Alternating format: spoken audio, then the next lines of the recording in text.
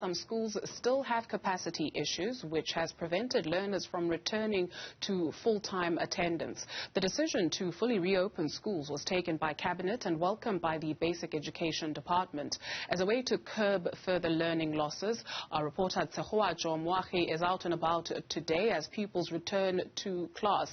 Was it smooth sailing, or, as we are reporting, some difficulties experienced in most schools? Tshegohaco?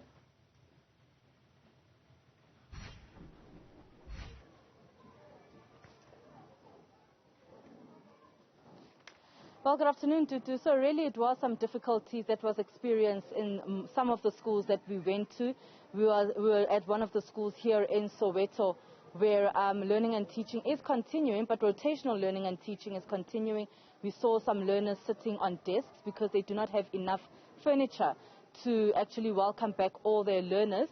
But the principal there is saying that he's adamant that he really wants to have all his learners back in the classroom, whereas at another school not so far away, all learners were back in the classroom this morning and learning and teaching was going ahead smoothly in that particular school. But let's get reaction from the Department of Basic Education as to what have they seen and what will then happen going forward. Elijah Mhlanga joins us now. Elijah, thank you so much for your time. So we did see that some schools had capacity issues in that they do not have enough furniture and they can't have all their children back in the schooling system. What is going to happen in that regard?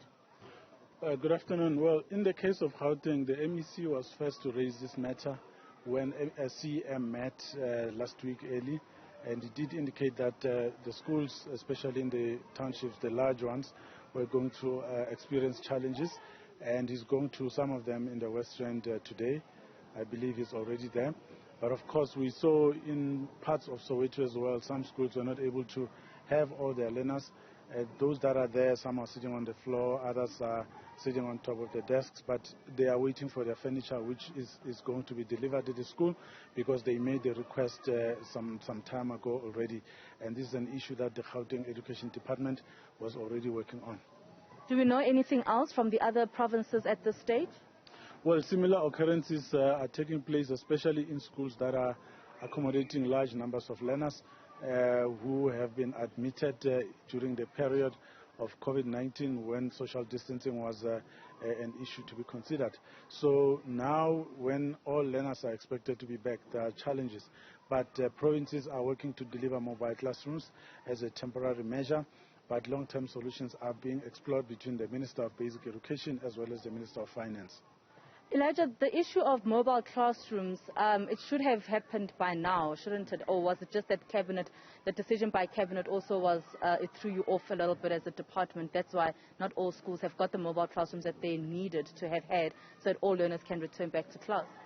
You know, mobile classrooms are not just sitting waiting somewhere to be collected. You place an order and in some cases they actually go manufacture them and you need to wait and it takes some time. But what we've also observed is that there are not too many organizations or companies that are manufacturing these. Some have to be imported from other provinces. So that takes time to transport them and bring them to the relevant schools that need them. So that work is being done as we speak, except that the decision by Cabinet said go back to school now. So when that happened, some schools did not have them, but some of them are being delivered in other parts of the country. Now, we did hear about some learners in KZN, in Richards Bay, who have fallen ill or have been hospitalized, rather, due to a gas leak. Do you have any more information for us at this point? Yeah, we are aware of that situation. The acting HOD of the department in KwaZulu-Natal is on the matter. We are being briefed that an investigation is underway, but the priority right now is to assist those learners. The hospitalized, we hope that there won't be any fatalities and that everyone will be given the medical attention that they need for them to be saved from this particular occurrence. But we are working to ensure that it doesn't occur again. Just finally, Elijah, we do know that with all learners being back, expected to be back in class today, are you hoping for a smooth sailing week? And when can some of these schools actually go back to their full capacity? Well, it would be a mistake to expect a smooth sailing because we are going back to something we have not been exposed to in over 2 years. Since March 2020, we have not seen all our learners back in school. So we are now having to undo some of the things that we're starting to make permanent. And now we have to unlearn those things. But at the same time, we need to keep masks on, even though there is no social distancing.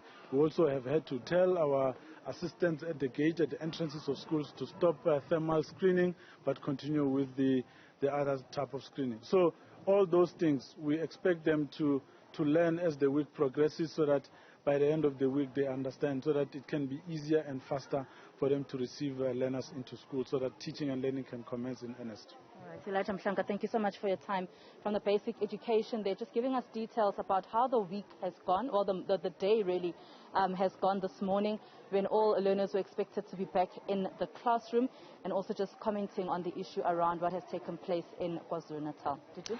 Tshegohaco Moagi, thank you for that report.